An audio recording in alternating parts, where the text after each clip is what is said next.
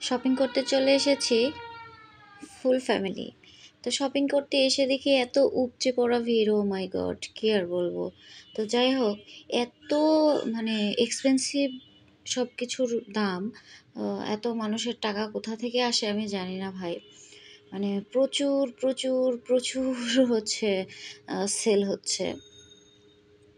কিন্তু তারপরে আমি বলবো, আড়ংয়ে কেন জানি না আমার সব কিছু সবসময় যে পছন্দ হয় এরকমটা না। দেখা গেছে কি দাম লেখা আছে 50,000, বাট ওইটা আমার কাছে মনে হয় কি ওইটার দাম 4-5 হাজার হইলে ঠিক হইতো এরকম। তো যাই হোক, আমার রুচি বা পছন্দ আর আর একজনের রুচি পছন্দ তো আর একরকম নয়। আর এটা বললেও ভুল হবে, পছন্দ হোক বা না হোক তারপরেও তো ম্যাক্সিমাম সবসময় হচ্ছে আড়ং থেকেই কেনাকাটা করা হয়, এই আর কি। আর আড়ংয়ে তো পরিবেশ নিয়ে কোনো কম্প্রোমাইজ করে না, অনেক ক্লিন। আর সব কিছু মিলিয়ে মানে কোনো ধুলাবালি ডাস্ট এগুলো তো প্রশ্নই ওঠে না।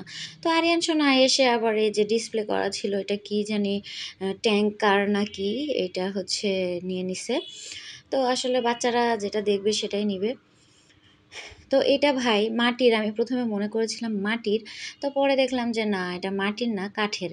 কাঠের এটার দাম যে এত, মানে কিভাবে সম্ভব ভাই, কিভাবে? এটা তো গ্রামের মেলায় মানে বিক্রি করে এরকম একটা মানে মনে হচ্ছিল। তো যাই হোক,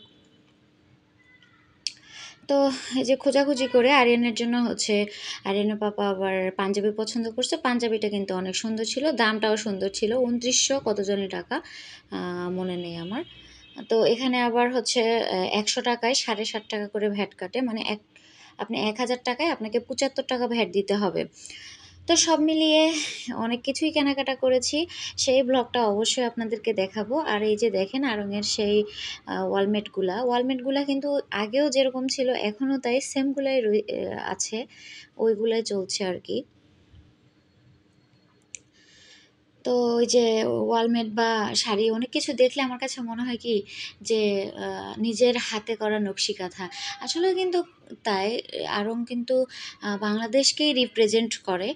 বাংলাদেশের যে ঐতিহ্যগুলা সেগুলাই তারা ধরে রাখছে। তো এই আর কি। তাই যে সুন্দর কারুকাজ করা আছে, কাঠ দিয়ে কারুকাজ করা কিন্তু এগুলা। আর এত ভিড়, এই যে দেখেন আপনাদেরকে দেখায়, মানুষ বলে যে মানুষের নাকি টাকা নেয়, খাবারের দাম বেশি, এটা সেটা। কিন্তু তাইলে এত মানুষ এখানে যে কেনাকাটা করতেছে আর এত উপচে পড়া ভিড়, এটা কিভাবে সম্ভব?